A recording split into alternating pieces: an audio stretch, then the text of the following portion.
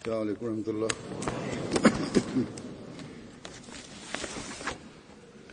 أشهد أن لا إله إلا الله وحده لا شريك له وأشهد أن محمدا عبده ورسوله أما بعد فأعوذ بالله من الشيطان الرجيم بسم الله الرحمن الرحيم الحمد لله رب العالمين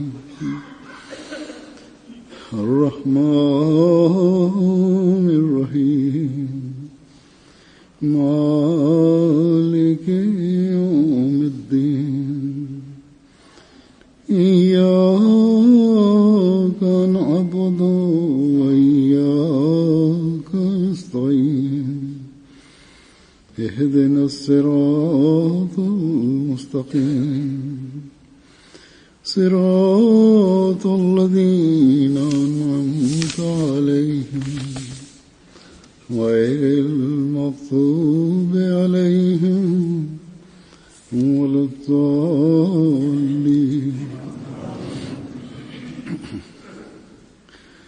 हज़रत मसीह मऊद अलैहिस्सलाम फरमाते हैं कि याद रखो कि इंसान को चाहिए कि हर वक्त और हर हालत में दुआ का तालिब रहे. Masihi premtulli selam ka thënë, të dini se njeriu në çdo kohë dhe në çdo situatë duhet të mbështetet lutjes e pastaj të veprojë sipas urdhrit kuranor, wa amma bi ni'mati rabbika fahaddith, do të thënë shprehi dhuntit të Zotit tënd. Sura Duha ajeti 12. Pra njeriu duhet të shfaqë dhuntit të Zotit ndaj tij, sepse kjo i ashton dashurinë e Zotit dhe i ngjall një entuziazëm në besnikëri dhe bindje.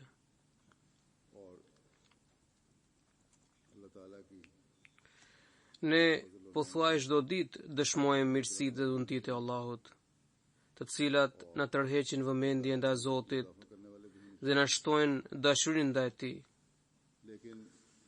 Megjithatë, kur jam në udhëtim, shoh mirësitë e Zotit duke u shfaqur në mbëshullim. Allah lartësuar bekon programet tona dhe kështu mesazhi i Islamit të vërtet përsylet gjërësisht dhe njerëzve u bën përshtypje mbreslëndse. Gjatë ditëve të fundit kam vizituar Gjermaninë dhe qëllimi kryesor i udhëtimit tim ishte pjesëmarrja në Xhelsa Salane në Gjermanisë. Megjithatë, Zoti i lartësuar na mundson të realizojmë veprimtari me anë të cilave njerëzit marrin mesazhin e vërtetë të Islamit dhe mësimeve të tij. Ashtu, sikur se kanë nënvizuar Mesihu premtulli selam, se njeriu duhet të qëndrojë besnik lutjes dhe me të vërtetë ne kemi të pamundur që të hedhim qoftë një hap të vetëm pa bërë lutje. Andaj duhet të jemi të sinqertë dhe plotësisht të përkushtuar në lutjet tona. Mesihu premtulli selam e ka vënë theksin në shprehjen dhe shfaqjen e këtyre mirësive. Ai thotë se kur Allahu lartësuar përmes mëshirës së tij dhe atributeve të tjera na bekon me dhunti të shumta, shumë herë më tepër se sa ishim përpjekur dhe ishim lutur, ne detyrohemi të kujtojmë këto dhunti dhe të diskutojmë ato. Kjo gjë u ngjall besimtarëve dashurinë e sinqertë ndaj Allahut dhe u mbush zemrat me frymëzim, me besnikëri dhe në nënshtrim, duke shtuar akoma më shumë mirësi dhe dhunti.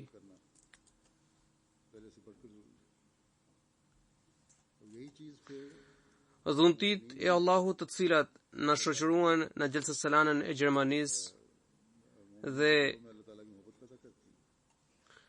në aktivitetet e tjera përmes të cilave u përcjell gjerësisht mesazhi i vërtetë i Islamit deri në skajet e këtij vendi, na shtyn për të kujtuar këto favore dhe mirësi. Gjemati musliman Ahmedia i Gjermanisë duhet të jetë veçanërisht mirënjohës dhe duke shprehur Zotit mirënjohje të thellë, ata duhet të nënshtrohen atij akoma më shumë që të shtohen dhuntit e tij.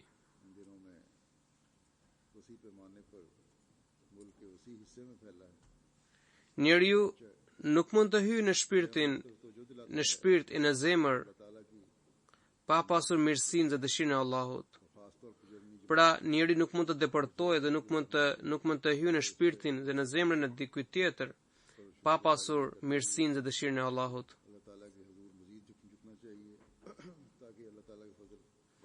Pavarësisht përpjekjeve të shumta, nëse mungohen dëshira e Zotit, edhe mesazhi nuk sjell asnjë ndikim. Nganjëherë gojetar të flakë dhe frymëzues nuk ngjallin atë ndikim që mund të ketë një fjali e thjesht dhe kuptim plot. Ne e dëshmuam këtë në Gjelsa Salana dhe e dëgjuam nga musafirët të huaj në përshtypjet e tyre.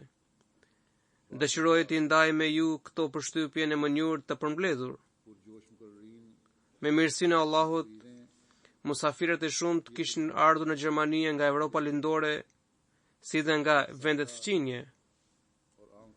Shumë prej tyre nuk janë musliman apo nuk janë antar të xhamatit dhe vijnë për shkak të raporteve miqësore që ata kanë me antarët e xhamatit. E pastaj marrin përshtypje aq mbreslëndse nga shërbëtorët e imamit të kohës, që duke bërë bet ata bashkohen me këtë xhamat. Edhe këtë vit, musafirët nga Maqedonia, Bosnia, Kosova, Malizi, Bulgaria, Shqipëria, Latvia, Rusia, Hungaria, Lituania, Kroacia dhe Slovenia kishin marrë pjesë në Gjelsa Salana. Përpos këtyre vendeve, antar të rinj dhe musafirët jo ahmedianë nga shtete të tjera evropiane si Belgjika, Holanda, Franca, Suedia, Spanja dhe Italia kishin ardhur gjithashtu në Gjelsa. Po kështu ahmedianët dhe musafirët jo ahmedianë që jetojnë në Gjermani dhe janë me origjinë nga Turqia dhe vendet ruse kishin ardhur gjithashtu në numër të konsiderueshëm. Kisha takime me të gjithë ata dhe u përgjigja edhe pyetjeve të tyre, po parashtroje përshtypjet e disave prej tyre. Nga Shqipëria kishin mbërritur 16 veta dhe 2 prej tyre u antarësuan duke parë programin e Gjelsës. Ervin Gjepa është antar i xhamatit, i cili kishte marrë pjesë në Gjelsa bashkë me bashorten e tij, e cila ende nuk e kishte pranuar xhamatin. Këta të dy janë jurist me profesion. Alhamdulillah, duke marrë pjesë në Gjelsa Salana dhe pastaj në takim me mua, ajo gjithashtu pranoi xhamatin.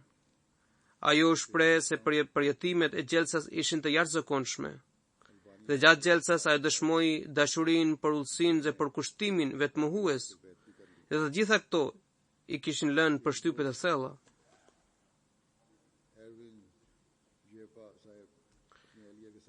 Ajo u shpreh se bashorti im, që është jurist me profesion, më kishte treguar mjaft për xhamatin.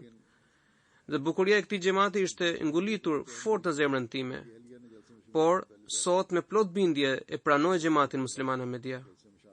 Ajo ishte prekur nga emocionet, për gjatë gjithë takimit ishte e përlotur.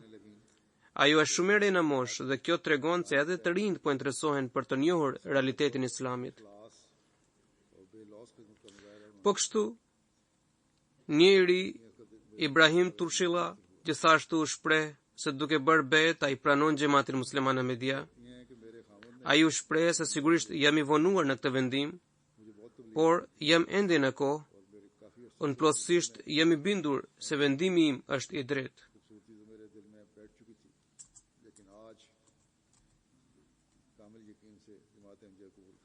Një tjetër musafir ahmedian nga Kosova, Agron Binakae, thot se kisha ardhur edhe viteve të shkuara por krahas vitit të kaluar kam parë një shtrirje të gjerë në përmasa të jashtëzakonshme dhe ndryshime rrënjësore.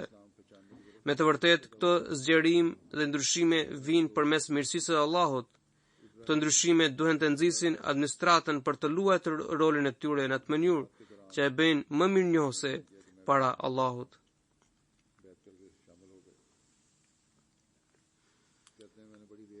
Delegacioni që erdhi nga Maqedonia përbëhej nga 62 persona dhe 14 prej tyre ishin të besimit të krishterë, ndërsa 27 ishin musliman jo ahmedian. Ata kishin mbërritur pas një udhëtimi të gjatë për 2000 kilometrash që zgjati afro 36 orësh. 2 gazetarë nga 2 kanale televizive ishin gjithashtu pjesëtar të delegacionit. Ata xhiruan pamje nga gjelsa dhe intervistuan pjesëmarrësit dhe premtuan se do të transmetonin këto pamje në televizionin e tyre në formën e një reportazhi.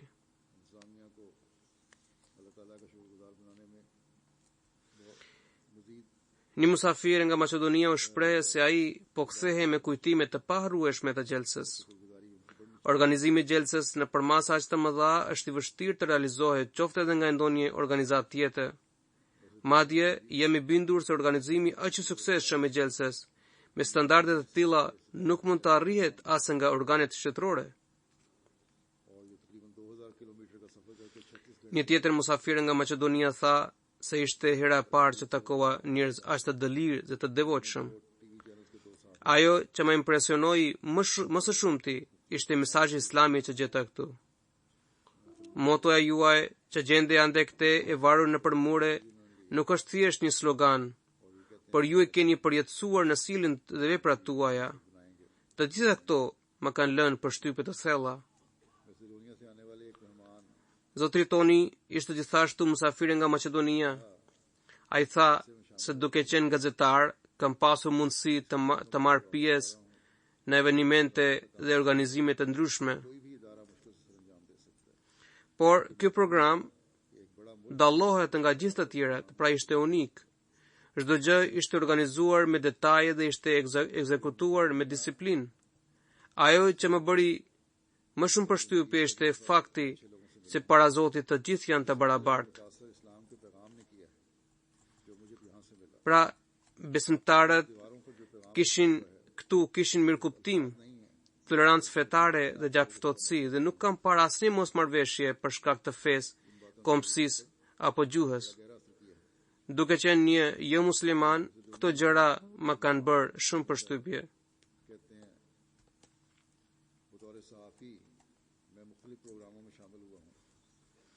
Po nga Maqedonia një musafir u shpreh se ai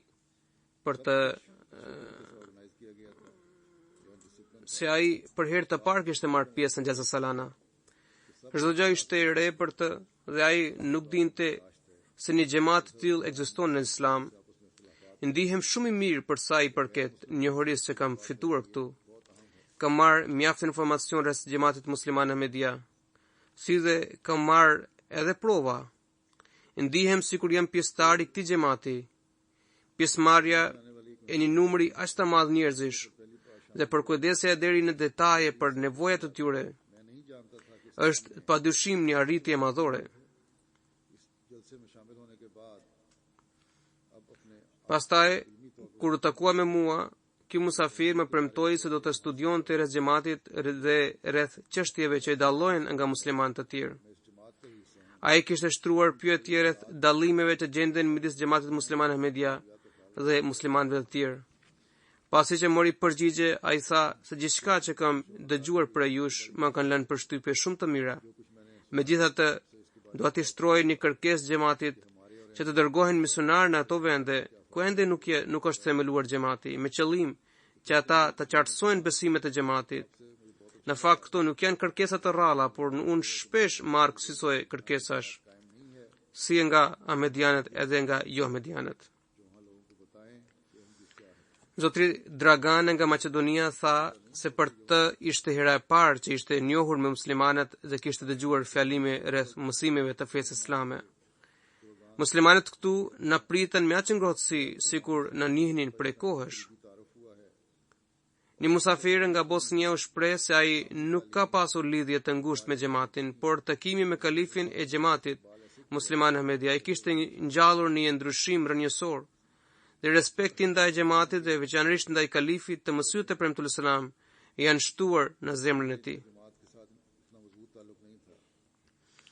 Një familje ruse kishte ardhur nga Suedia, një mik i tyre familjar, zotri Ajtore, gjithashtu kishte marrë pjesë familjarisht në Gjelsa Salana.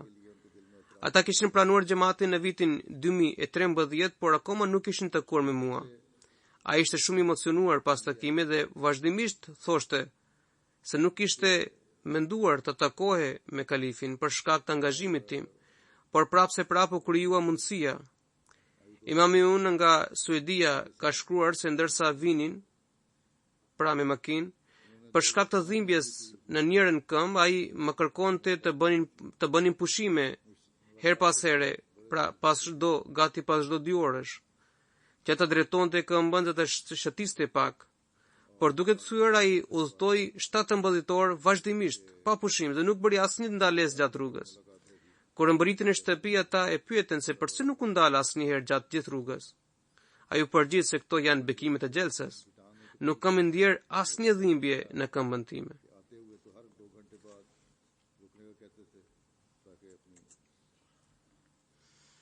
Zonja Josipa nga delegacioni kroat u shpreh se para se të vija këtu kisha lexuar librin e kalifit Kriza botërore dhe rruga drejt paqes. Po kështu kisha studiuar edhe fjalimet e kalifit të mbajtura në simpoziumin e paqes të vitit 2014 dhe të 2015 respektivisht. Kisha përshtypje se udhëheci i xhamatit ka qëndrime shumë ekstreme në disa çështje dhe ai duhet të ishte njëri i vrarë dhe i rrept. Por pas takimit me kalifin i hoqa këto përshtypje dhe tani kam filluar të studioj më gjerësisht xhamatin musliman Ahmedia.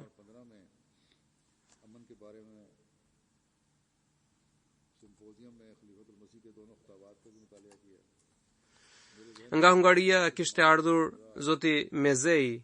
Ai ka shërbyer në polici në detyra të ndryshme.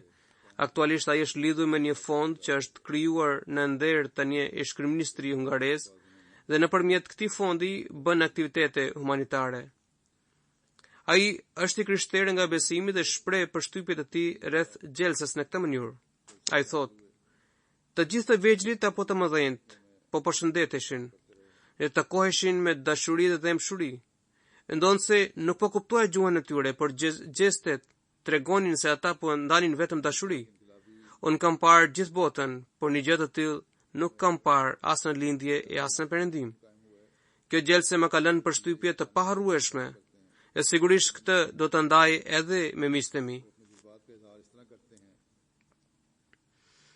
Nga Hungaria kishte ardhur zoti Gabor Peter, i cili është hebre. Misionari i Hungarisë shkruan se para se të vinte në xhelsa ai ka qenë mjaft i ashpër gjatë diskutimeve rreth fesë islamit dhe hebre.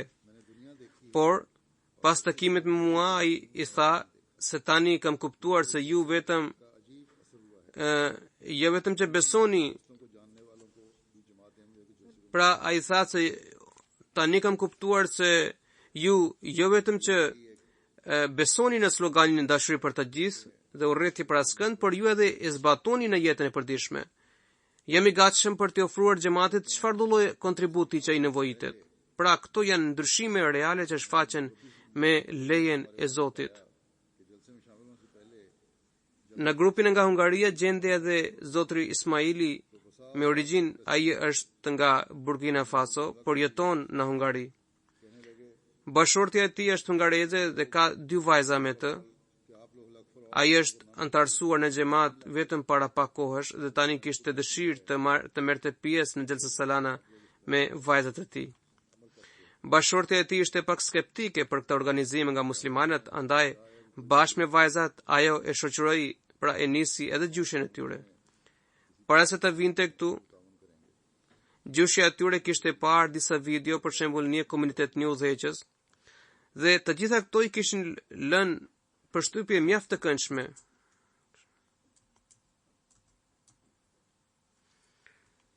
Para se të mbrinte në salën kryesore,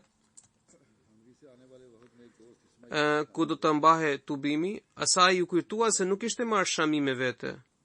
Ajo kërkoi Shamin grave të tjera dhe e mbuloi kokën. Ajo ishte shumë emocionuar gjatë takimit dhe më tha se kjo është një botë krejtësisht tjetër. E tashmë të gjitha rezervimet e mia janë lartëfir nga Gjermania. Ai me origjinë vjen nga Republika Qendrore e Afrikës. Ai shpreh se kur mora ftesën e gjelses, kujtova se do të jetë një mbledhje me 50 apo 100 pjesëmarrës, do të ketë disa kumtesa, diskutime dhe pastaj ushqim. Dhe në fund do të shpërndahen pjesëmarrësit drejt shtëpive të tyre. Por kur erdha këtu, më ndryshua plotësisht mendimi im. Këtu njerëzit ishin në mjera dhe jam ende i magjepsur nga përjetimet dhe pamjet e gjelses. Gjithçka këtu ishte magjepse dhe sidomos mënyra juaj e të predikuarit dhe të këshilluarit. Po të ndiqet kjo mënyrë në bisedat tona, vetëm njeriu pa fat mund të mbetet i privuar prej tyre. Zotri Ragib Shaptafi sahibi kishte ardhur nga Malizi. Ai tha se kam dëgjuar të gjitha fjalimet dhe kam parë me vëmendje organizimin e gjelses. Për mua çdo gjë ka qenë mbreslëndse. Ai gjithashtu shtoi se në Malin e Zi muslimanët në përgjithësi besojnë se xhamati musliman Ahmedia nuk e pranon pejgamberin Muhammed sallallahu alaihi wasallam. Por po të vështroje dikush nga afër, do të kuptoj lehtësisht se të gjitha këto janë gënjeshtrat absurde të trilluar prej hoxhallarësh. Një maroken që jeton në Belgjik ishte gjithashtu musafir në këtë gjelse. Ai tha se nuk mund të përshkruante emocionet e tij. Ishte një ndjesi shpirtërore që ai kishte përjetuar deri në thelësinë e shpirtit. Imazhin e vërtetë e Islamit unë e kam gjetur këtu. Duke parë kalifin e kohës dhe duke dëgjuar fjalët e tyre, kam ndryshuar plotësisht mendimin tim rreth Ahmediatit. Allahu më mundsof të bëj atë bet që më bën shërbëtor të besimit dhe përsjellës të mesazhit të Mesihut të premtuar selam, anë mban botës. Një musafir gjerman, zotri Heko Ferhenkel, shkruan se për mua ka qenë rasti i parë që u prezantua me xhamatin musliman Ahmedia. Fjalimet e kalifit bazoheshin në të vërtetë. Dhe nëse i gjithë njerëzimi fillon të zbatojë të udhëzime, ne mund të arrijmë paqe në botë.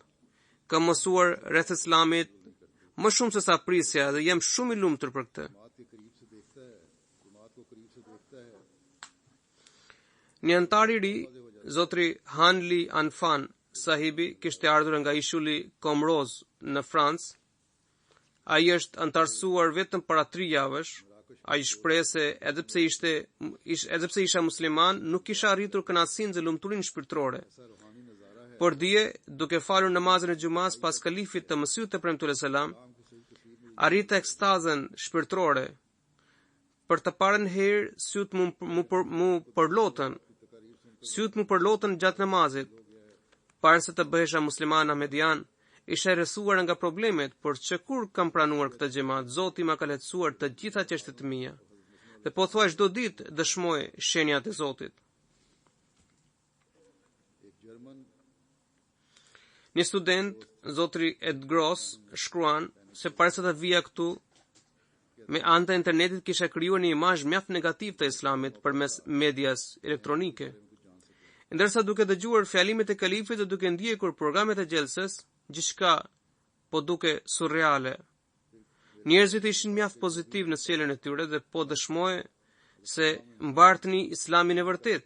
Të tillë janë përshtypjet e mjaft njerëzve. Një avokat nga Lituania kishte marrë pjesë në Gjelsa Salana.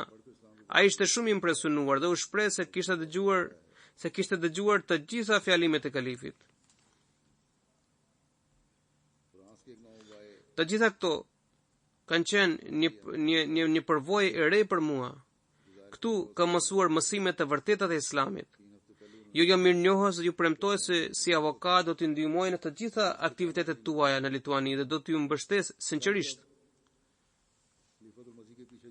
Një musafir nga Bosnia, lidhur me botkuptimin e xhamatit për një Zot të gjallë, tha se është vetëm xhamati musliman Ahmedia që e deklaron dhe provon këtë se Zoti është i gjallë edhe sot.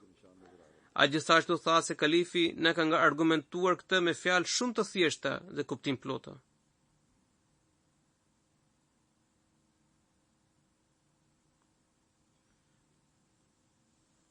Një musafir musliman që jetonte në një vend që gjendet në kufi midis Gjermanisë e Belgjikës u shpreh se derisa kam ardhur në Gjelsa, unë nuk e kam marrë seriozisht fen apo xhamatin. Pra, derisa kam ardhur në Gjelsa, deri në atë moment nuk kisha marrë seriozisht fen apo xhamatin. Pjesëmarrja ime në Gjelsa dhe ndjesitë dhe emocionet e saj më kanë ndryshuar rrënjësisht. Xhamati që nuk i kisha kushtuar shumë vëmendje, më dha ditët më të lumtura të jetës time në formën e Gjelsa Salanës. A gjithashtu përmendi një ëndër të gjatë që ai kishte parë gjatë këtyre ditëve. Një antar i ri gjerman, zotri Petrik, u shpreh se unë sot jam antarësuar në xhamat. Arsyeja pse pranova xhamatin është fjalimi i kalifit drejtuar audiencës gjermane në gjuhën angleze. Unë shoh një dashuri dhe besnikëri të sinqertë në xhamatin musliman Ahmedia ndaj imamit të tyre. Zemra ime është mbushur me dashuri të dritë. Zotri Abdullahu është nga Siria, jati i tij është Ahmedian për disa vjetësh. Ai ka jetuar në Rusi bashkë me Taatin, por tani për shkak të shkollimit është vendosur në Holland. Ndonse ka pasur biseda të shumta rreth xhamatit, ai ende nuk e kishte barbet. Gjatë pjesëmarrjes në Gjelsa Salane dhe para saj, pothuajse çdo ditë ai debatonte rreth xhamatit, rreth vërtetësisë së Mesihut të Premtuar selam me misionarin ton. Kur ai nuk u bind në asnjë mënyrë, misionari i tha se ju duhet të luteni. Edhe unë do të lutem për ju. Nëse luteni me sinqeritet, me ngashërim dhe mallëngjim, me siguri Allahu i Lartësuar do t'i tregojë rrugën e drejtë.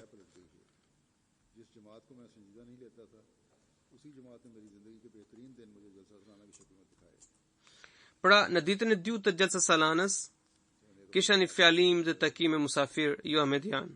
A ditë ky pra zotri Abdullahu e kërkoi misionarit vetëm një argument nga Kurani për vërtetësinë e Mesihut të Premtuar selam.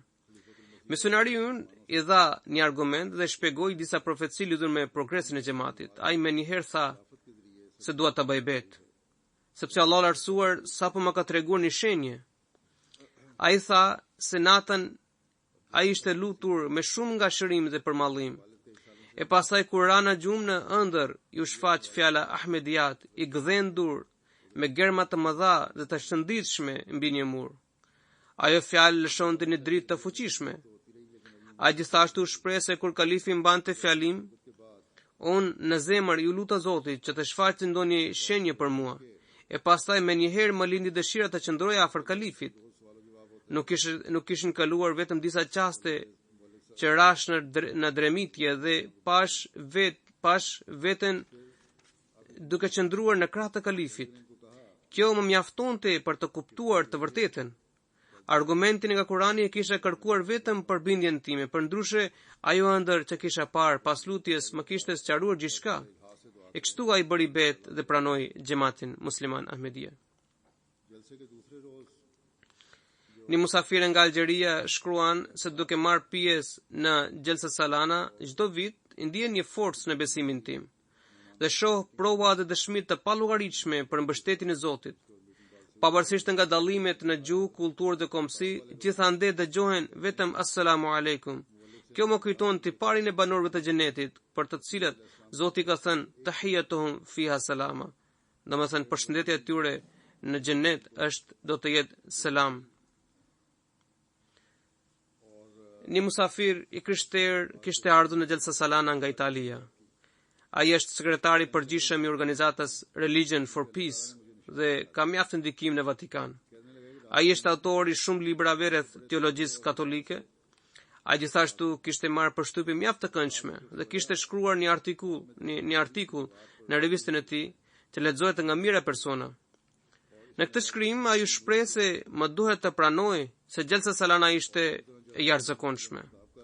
Kur shikoi sloganin dashuri për të gjithë, urrëtie për askënd, në gërma të mëdha, me njëherë të lindte pyetja, vallë, a janë musliman këta? Nuk ka asnjë dyshim se këta janë musliman. E gjithë atmosfera e këtij tubimi ishte mbushur me dashuri dhe universalitet. Unë kam parë vetë se mirat të rinj, të moshuar, fëmijë, gratë dhe familje që u përkisnin popujve të ndryshëm dhe komsive të ndryshme, bashkërisht përfasonin denjësisht një xhamat të disiplinuar. Fakti që qindra persona shërbenin vullnetarisht pas një pagesë që thashtu më bëri shumë përshtypje. Vullnetari që më merrte nga hoteli dhe shoqëronte deri në vendin e Gjelsës dhe më përcillte pastaj. Ma tregoi se kishte marrë leje pa pagë për 2 javë nga puna e tij që të shërbente si vullnetar në xhamat. Ma kanë lënë përshtypje të paharrueshme fjalimet e kalifit, sepse ato udhëzonin për rrugën e drejtë dhe mësonin vllazëri, bashkim dhe harmoni të ndërsjellë. Një mjek nga Siria gjithashtu kishte marrë pjesë në Gjelsa Salana. Ai u shpreh se nuk kisha parë një bashkësi muslimane aq të organizuar dhe të disiplinuar. Ne kemi vështirë të kujdesemi për 6 persona, kurse këtu janë mbledhur rreth 40.000 persona dhe nuk ka asnjë përplasje, shtyrje apo rrëmuje. Unë nderoj kalifin tuaj nga thellësia e zemrës. Unë kam lexuar edhe librin Brahin e Ahmedia dhe pasha Zotin, askush nuk ka shkruar një libër të tillë në mbrojtjen e Islamit në shekullin 19, as në vendet arabe e as në vendet jashtë tyre. Allahu ja qelë zemrën dhe i mundsof të pranoj xhamatin. Me siguri, Gjelsa Salana u ka lënë njerëzve përshtypje të paharrueshme dhe unë kam parashtruar vetëm disa prej tyre dhe edhe ato në mënyrë të përmbledhur. Disa musafir kishin vërejtje që ata ma kanë treguar me druajtje dhe me shumë frikë. Sigurisht, ata shprehin vlerësimet e tyre, por musafirve u vjen zor kur bëjnë ndonjë vërejtje për organizim.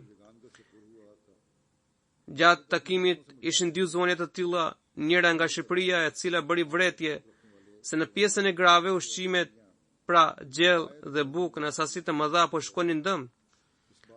Pavarësisht arritjeve të shkëlqyera, administrata gjermanisë duhet të bëjë përpjekje, veçanërisht duke tërhequr vëmendje grave që të kujdesin për ushqimin.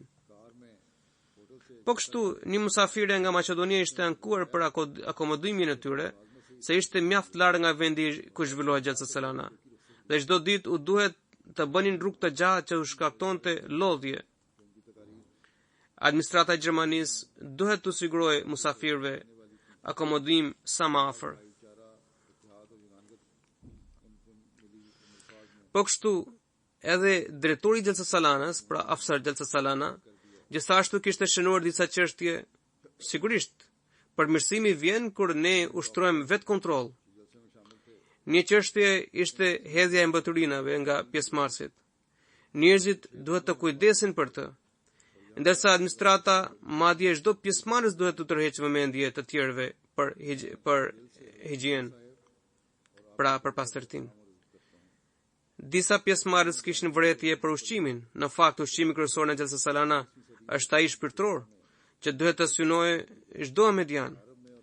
Ata nuk duhet të bëjnë vërejtje lidhur me ushqimin dhe të shprehin mirënjohje për gjithçka që ushtrohet dhe serviret. Ka raste që disa përgjegjës tregohen të ashpër në disa çështje, gjë që i shqetëson të tjerët. Kështu që nëse dikush është nevojtar dhe nevoja e tij është e drejtë, atëherë duhet bërë përpjekje për t'ia plotësuar nevojë, qoftë jashtë rregullores. Vullnetarët gjithmonë duhet të sillen me butësi dhe mirësjellje. Pra, në përgjithësi, organizimi i Gjelsës kësaj here ka qenë mjaft i suksesshëm. Drejtori i Gjelsës Salanës, pra Afsar Gjelsa Salana dhe ekipi i tij kanë punuar shkëlqyeshëm në krahasim me vitet e kaluara. Ju duhet të jeni të vëmendshëm ndaj disa mangësive të vogla që sigurisht mbeten në organizime të këtyre përmasave. Inshallah, edhe në të ardhmen do të kemi përmirësime të mëtejshme. Allah i shpërbleft të gjithë vullnetarët. Allah i shpërbleft të gjithë vullnetarët të cilët kanë punuar me përkushtim të plot. Ndonse numri musafirëve ishte më i madh se sa prite, të gjithëve u siguruan shtretërit. Natën e parë ka pasur pak vështirësi, kurse ditën tjetër kjo çështje u zgjidh mjaft mirë. Problemet e viteve të kaluara lidhur me sistemin e zërit ishin rregulluar. Unë i falenderoj të gjithë vullnetarët. Faleminderit. Përveç kësaj, gjatë gjelses u përruan edhe disa xhami. Dua të diskutoj edhe këtë në mënyrë të përmbledhur. U përruan një xhami në Aachen. Një banori Aachenit që mori pjesë në këtë ceremoni u shpreh se kishte dëgjuar kalifin para 2 apo 3 vjetësh në Parlamentin Evropian. Sot kisha ardhur veçanërisht të bëja përqasje dhe krahasime se kalifi juaj flet për paqen vetëm kur gjendet në platforma të mëdha dhe u drejtohet personaliteteve të shquara, apo edhe në evenimente të vogla ku pjesëmarrësit janë njerëz të zakonshëm.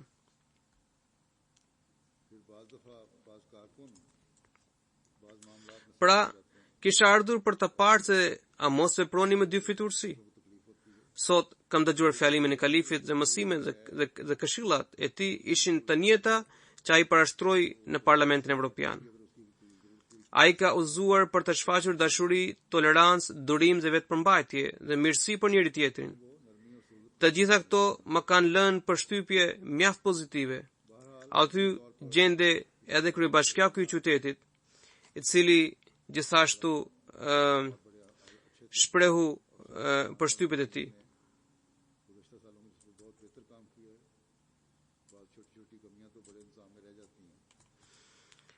Në shtetin Hesen në Hanau u përrua Xhamia Betul Wahid. Komisionari i Krahinës, njëherëzi deputeti i Parlamentit Federal, shprehu përshtypjet e tij.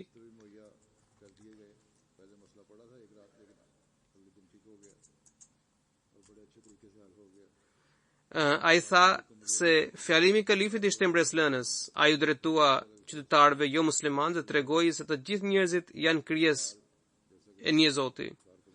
Pra të gjithë njerëzit janë krijesë të një Zoti. Andaj duhen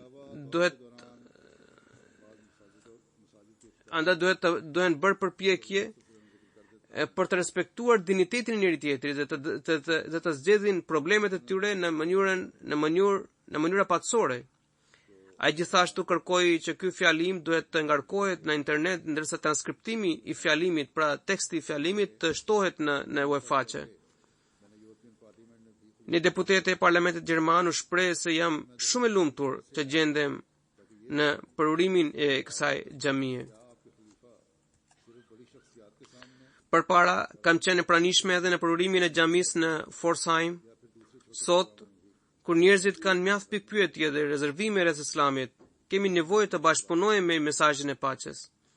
Ndërtimi i xhamisë është argument i qartë se ne duam të bashkëjetojmë me paqe, harmoni, dashuri dhe vëllazëri. Dhe kjo xhami është dëshmi se kjo është adzeu i ahmedianëve.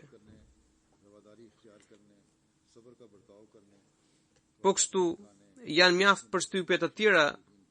Një musafir tha se kishte shumë të vështirë të krijonte një mendim të mirë për Islamin, por duke dëgjuar rreth Islamit nga kalifi, më duket Islami është feja e paqes dhe mëshirës, dhe ky bot kuptimi i Islamit përputhet plotësisht edhe me Kur'anin.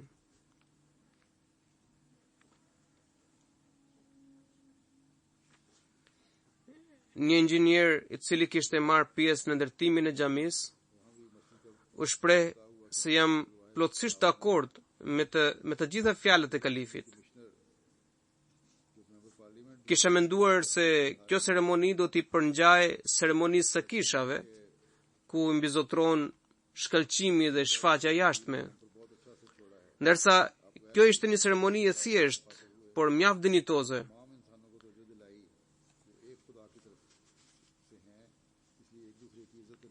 Media elektronike gjithashtu kishte mbuluar mjaft mirë programet tona dhe aktivitetet tona. Në total u botuan 88 lajme në gazetat të ndryshme, ndërsa u transmetuan lajme në 8 kanale radio dhe 4 kanale televizive.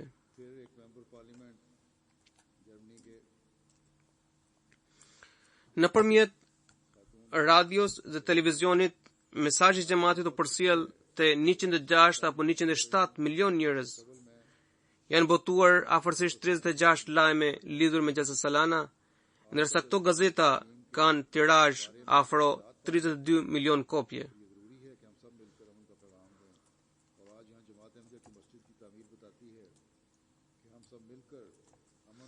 3 kanale radioje që janë mjaft të njohura dhanë lajme rreth gjelsës, po kështu 4 kanale televizive transmetuan lajme lidhur me programin e gjelsës.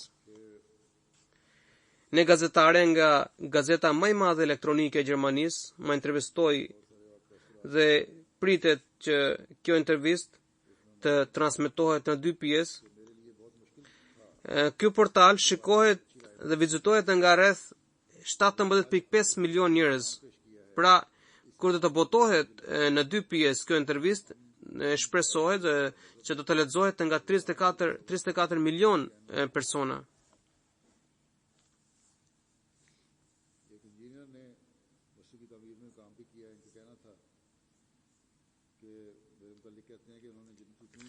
Pastaj janë afërsisht 50 lajme lidhur me përurimin e xhamive. Këto gazeta kanë një tirazh për 62 milion kopjesh. 2 kanale radioje transmetuan lajme rreth xhamis Betul Wahid në Hanau dhe po kështu kanali i njohur gjerman RTL më intervistoi në përurimin e xhamis, pra të xhamis Betul Wahid në Hanau, dhe po të mbrëmje transmetoi një lajm që zgjati 2 minuta e 30 sekonda lidhur me përurimin e kësaj xhamie.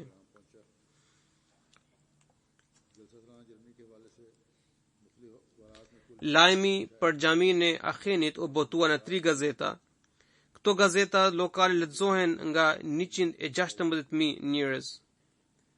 Pastaj kishim ceremoninë e gursemelit të një xhamie. Kjo lajm u botua në gazeta lokale me një tirazh për 6 milion kopjesh.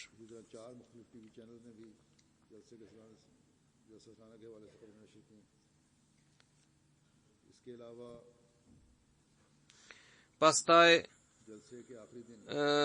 kishim përurimin e xhamis në festa. Gazetat botuan 4 lajme dhe ato lexohen nga 260.000 njerëz. Një prej këtyre gazetave botoi edhe intervistën time dhe kjo gazetë e përjavshme, pra që botohet çdo javë, lexohet nga 1.5 milion njerëz. E themeluar në vitin 1946, kjo gazetë botohet çdo të ente. Pra është një gazetë e përjashme që botoi lajme lidhur me përurimin e xhamis në qytetin Festa. Numri i kopjeve që shiten pra të kësaj gazete janë afërsisht 500.000, ndërsa edicioni online shfletohet dhe lundrohet nga 5 milion njerëz. Gazetari që mori mua në intervistë është një ahmedian, pra është një gazetar ahmedian. Alhamdulillah, tani muslimanët ahmedian kanë hyrë edhe në media dhe mesazhi i vërtetë i Islamit po përcillet edhe në këtë mënyrë. Allahu ja shtoft dijen dhe njohurinë dhe bekoft këtë gazetar. Kështu që Gjelsa Salana jo vetëm që u bë mjet për ngritjen tonë morale dhe shpirtërore, gjë që u shpreh gjerësisht nga burra dhe gra në vende të ndryshme të botës, por u bë platformë e denje edhe për të përcjellë jo muslimanëve mesazhin e vërtetë të Islamit. Disa persona pranuan xhamatin mjaft persona që sipas organizatorëve ende nuk ishin të gatshëm për të pranuar xhamatin. Pas takimit tim dhe vetëm pas disa pyetjeve shprehen dëshirë për të pranuar xhamatin. Pra është e pamundur për njeriu që të shpreh mirënjohje dhe mirësi Zotit. Allahu u mundsoft edhe xhamateve që të kujdesin për të ruajtur këto bekime dhe favore, se të integrojnë mirë antarësime të reja. Allahu i zgjeroft bekimet e xhelsës. Allahu u mundsoft të gjithë pjesëmarrësve të përfitojnë përjetësisht nga bekimet e xhelsës dhe u bëft të gjithëve mirënjohës të sinqert ndaj tij. Amin. Pas namazit do të udhëheq një gjenaze në mungesë. Kjo gjenaze i përket zonjës Rashida Begum Sahiba, bashortja e të ndjerit Muhammedin Sahib Badr Dervish nga Kadiani. Ajo ka ndruar jetë me datën 1 qershor 2015 në moshën 77 vjeçare. Inna lillahi wa inna ilaihi rajiun. Ne jemi të Allahut dhe tek ai do të kthehemi. Ajo me origjinë vinte nga rajoni Dyodar në krahinën Karnataka të Indis dhe më vonë u martua me të nderuarin Muhammedin Sahib Badr, i cili ishte një prej 313 dervishve të Kadianit. E ndjera gjithmonë këshillonte fëmijët e saj për të kaluar jetën duke u përmbajtur mirësisë, devotshmërisë dhe duke u lidhur dhe duke u përkushtuar sistemit hyjnor të kalifatit. Edhe pse kishte kaluar jetën e saj në vështirësi dhe në vuajtje për shkak të kushteve financiare të familjes dhe me një familje të madhe, ajo kaloi jetën në durim dhe vetëpërmbajtje dhe gjithmonë duke shprehur mirënjohje ndaj Zotit dhe duke synuar pëlqimin e Zotit të lartësuar. Ajo ka lënë pas 4 djemë dhe 4 vajza. 2 djemët e saj janë shërben në xhamat. Njëri është Mubashir Mesai Badr, i cili është Sadr Umumi, pra zëvendës Sadr Umumi në Kadian, ndërsa djalit tjetër Tahir Ahmed Badr është zëvendës përgjegjës i thesarit të xhamatit, ndërsa dhëndri i tij Munir Mesab Hafzabadi është vakili ala Tehrik e Jadid, ndërsa dhëndri tjetër Shamsuddin Sahibi është muallim, pra në këtë mënyrë po shërben xhamatit. E ndjera kishte bërë vësijet dhe është varrosur në varrezën Beheshti Mekbara të Kadianit. Allahu i afalt gabimet dhe e mëshiroft dhe e lartësoft statusin e saj dhe i dhënë vend në xhenetin e pëlqimit të tij. Amin.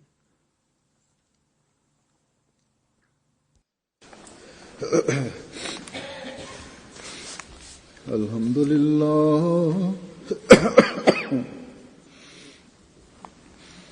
Alhamdulillah nahmaduhu wa nasta'inuhu wa nastaghfiruhu wa nu'minu bihi wa natawakkalu alayhi wa na'udhu billahi min shururi anfusina wa min sayyiati a'malina.